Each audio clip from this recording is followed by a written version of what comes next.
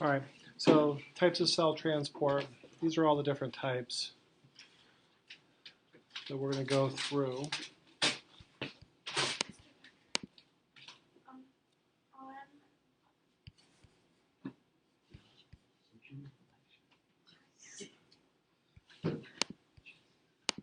Okay, so the first one is diffusion.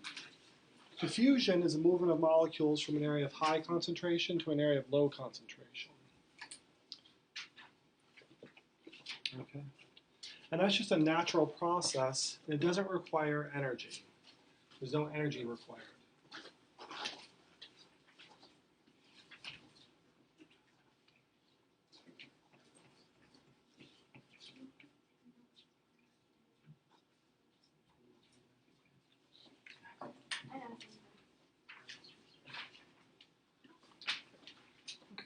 It's kind of like if you spray perfume in one area of the room here, that perfume will spread out to other areas of the room where it's not in high of a concentration.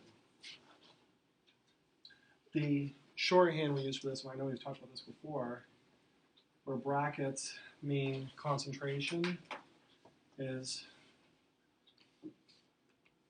the molecules move from an area of high concentration to an area of low concentration. Okay? Does not need additional energy. Does not need additional energy. Okay. Just a natural process. Eventually, the molecules will reach equilibrium.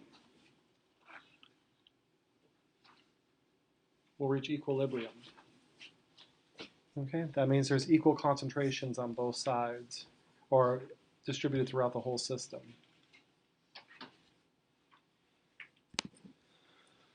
Osmosis is a special case of diffusion, where you get the movement of water from an area of high concentration to an area of low concentration through a selectively permeable membrane.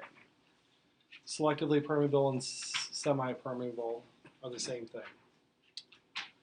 So a selectively permeable membrane, in this case, will only allow water to move through. Water is the only thing that can move through there. So we get the movement, it's like diffusion of water. The sugar in this case is our solute. So this brings back to the chemistry of life material where we talked about solvents and solutes. So this solute, in this case it's sugar, can't move through the semi-permeable membrane. Only the water can move through it. Okay, we still need to do high concentration to low concentration. So for this first example, we're just going to label this side 1 and this side 2. It looks like there's a lot of sugar or solute on side 2. So let's say this side's 80% solute. That would make it 20% water. Okay. And this side over here is, I don't know, we're going to say it's 30% solute, which would make it 70% water. Okay.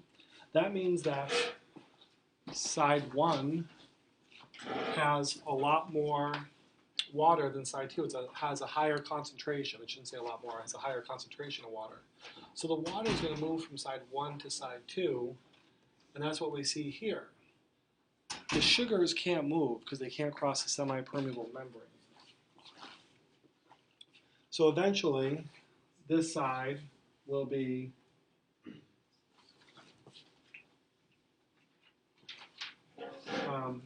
in equilibrium. Side 1 will be in equilibrium with side 2 as far as water concentration goes. And that's osmosis.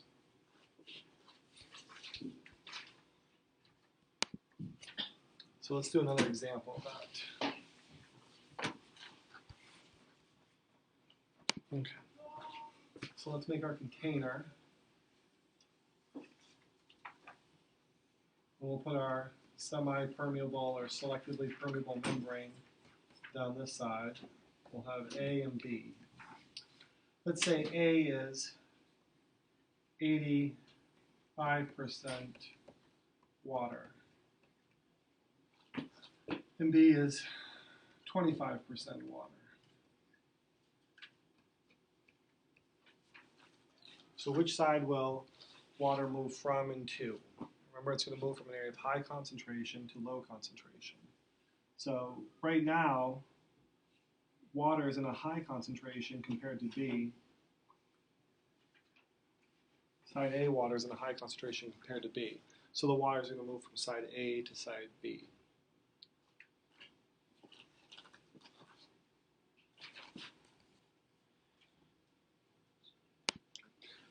Let's do another one.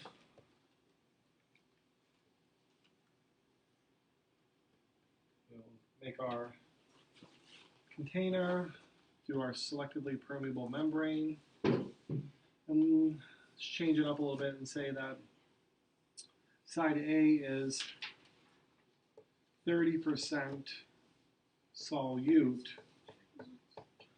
and side B is 50% solute. So which side will the water move from, and which side will it move to? That's right. It will move from the side where it's high concentration. So right now, if 50% of the solute is on side B, that means side B is also 50% water.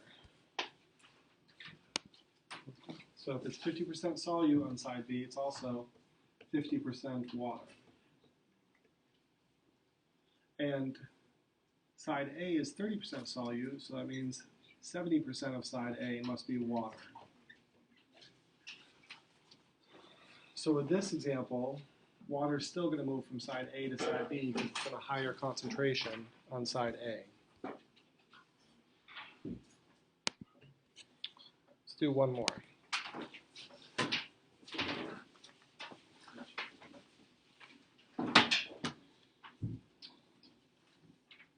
So make our container. Take our semi-permeable membrane. We got side A, we got side B. And we're going to say that side A is 40% solute.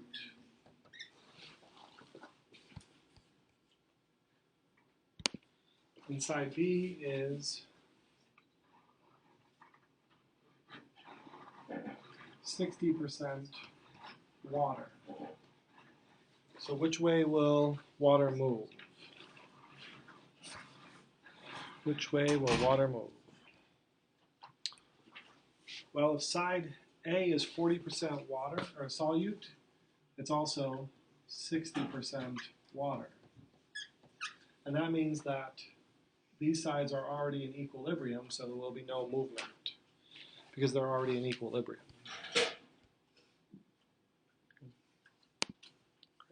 All right, off of osmosis onto facilitated diffusion. Facilitated diffusion uses a gated channel protein to happen. Okay, so with facilitated diffusion, the particle or the molecule or whatever, the ion, whatever it's moving, has to pass through that gated channel protein. And as it passes through, the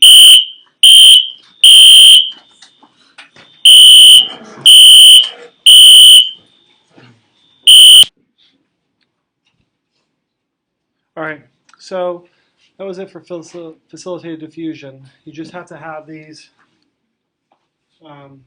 places where the molecule or the ion or whatever it is that's moving through can attach, and the cell moves it through. So this would be a great way to move things that are polar through the cell membrane, especially the nonpolar part. All right, active transport. What's different than active transport, notice, is that you have a low concentration out here, and you're moving that low concentration to an area of high concentration. So it's really the opposite of diffusion. It's the movement of molecules from an area of low concentration to an area of high concentration.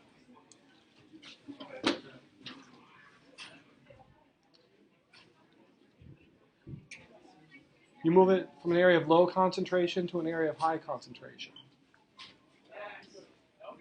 Okay? To do that, that would be like trying to force the perfume back in the bottle. To do that, it requires a lot of energy. And that energy comes in the form of ATP, which is the energy molecule for cells. So, active transport, opposite of diffusion, requires energy. It's moving the molecules from an area of low concentration to an area of high concentration. Exocytosis is how the cell gets rid of some material. Or it's one way the cell gets rid of some material.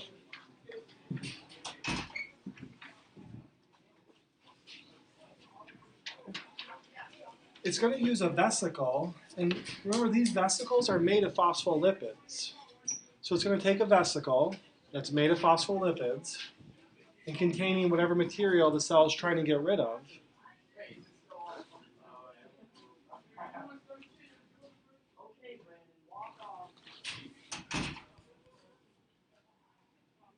Okay? And that material needs to leave the cell. So that vesicle will fuse with the cell membrane. And it can fuse with the cell membrane because the vesicle is made of phospholipids just like the cell membrane. Okay? And once it fuses with it, a small opening can allow the material to leave the cell. So for example, if this was a protein that's being exported from the cell, that vesicle is probably coming from which organelle? The Golgi apparatus. Right. So, because the Golgi apparatus modifies and packages proteins for export from the cell. So that packaging happens here in the vesicles. Happens there in the vesicles. Okay? And then the material can leave the cell. So that's exocytosis, or one example of exocytosis.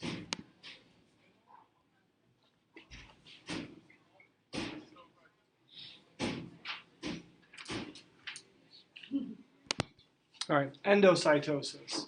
Endocytosis, we're going to talk about 3 different ways endocytosis happens. First way is phagocytosis. Phagocytosis means cell eating, or cell eating. So this is how cells, like amoeba, for example, can take in large amounts of material.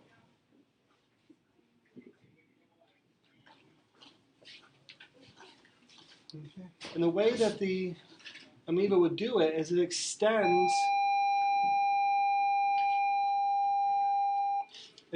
the cell membrane around whatever it is it's trying to take in.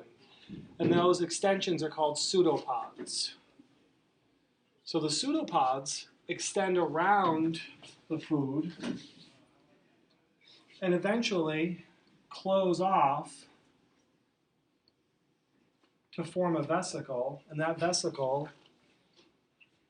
now called a food vacuole, is inside the cell. Okay. And here's an actual photomicrograph of that happening, of that amoeba extending the pseudopods around the food here. Our white blood cells do something similar with bacteria. So our white blood cells use phagocytosis to pull in bacteria. Another type of endocytosis is called penocytosis. And with penocytosis, With penocytosis, the cell doesn't extend around the material. Oh, penocytosis means cell drinking.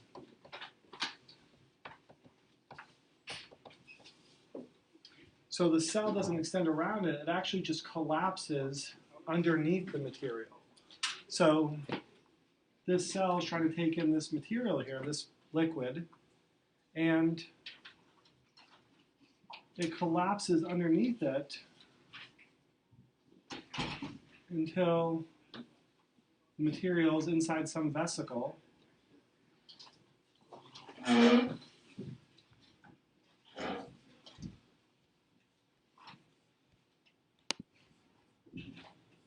Okay, until the material is inside some vesicle. That's penocytosis.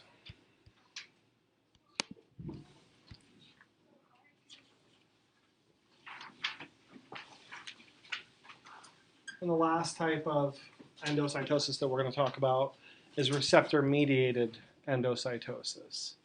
And with receptor-mediated endocytosis, there has to be some receptor, maybe one of those glycoproteins, or not a glycoprotein, one of those proteins that acts as identification, receptor proteins. One of those receptor proteins that is complementary to whatever it is that's trying to enter the cell. We use receptor-mediated endocytosis to get drugs inside of our cells.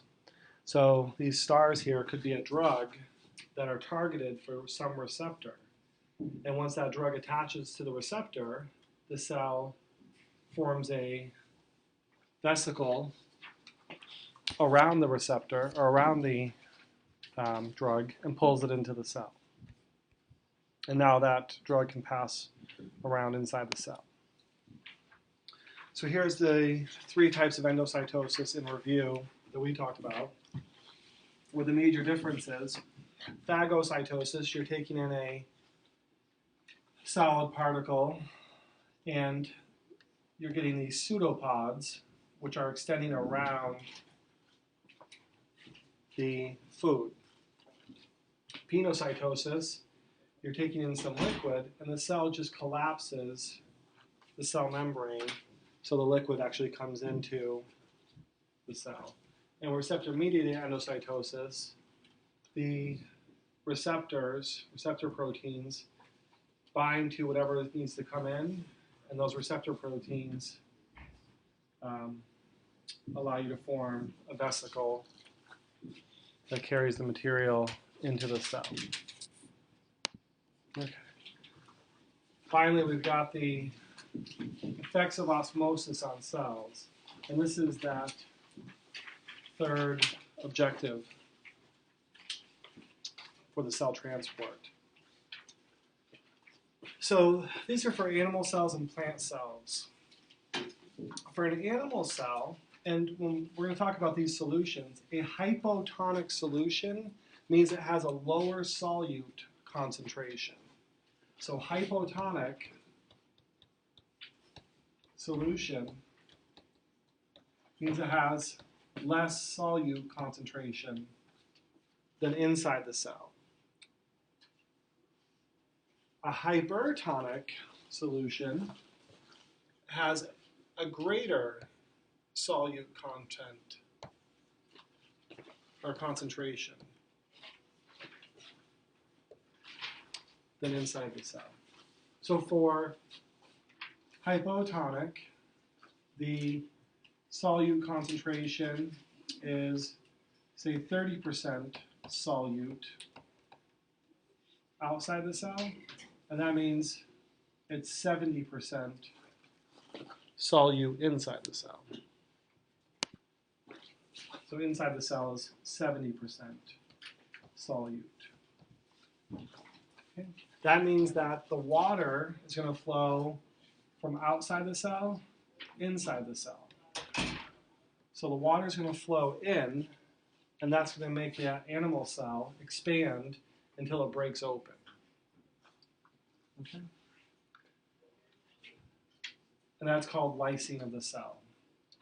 For a plant cells are different because plant cells have a cell wall. So the cell will take in water and it will expand, but it won't break open because the cell wall keeps it from breaking open. Okay, and that's called turgid. So that cell wall is firm. In the hypertonic solution, it would be, say, 70% solute outside the cell and 30% inside the cell. In this case, all the water is going to leave the cell. Okay, so this would be like if you put your cells in salt water. The water is going to leave the cell, and the cell is going to get all shriveled up. That's going to happen for an animal cell. For a plant cell, because it has that cell wall, the plant cell is going to have the plasma membrane, the cell membrane, pull away from the cell wall, and that's called plasmolyzed. So this is the cell membrane, it has pulled away. In an isotonic solution, where there's equal concentrations of solute inside and outside the cell, as much water will leave the cell as will come in. And for animal cells, that's our normal, how the animal cell normally is. For plant cells, it could create a flaccid cell. Think of celery if you left it out of water for a while. It gets all flaccid. So another way to remember that is this. That if you take a cell and you put it in a hypotonic solution,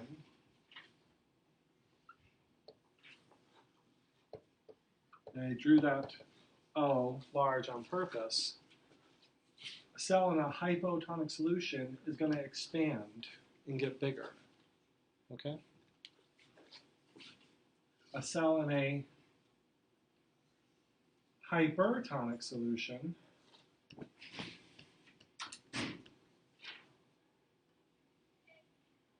and my E's messy on purpose. Hypertonic solution will shrivel up, like that little shriveled up E. So a cell in a hypertonic solution will get all shriveled up. And that's a good way to remember those.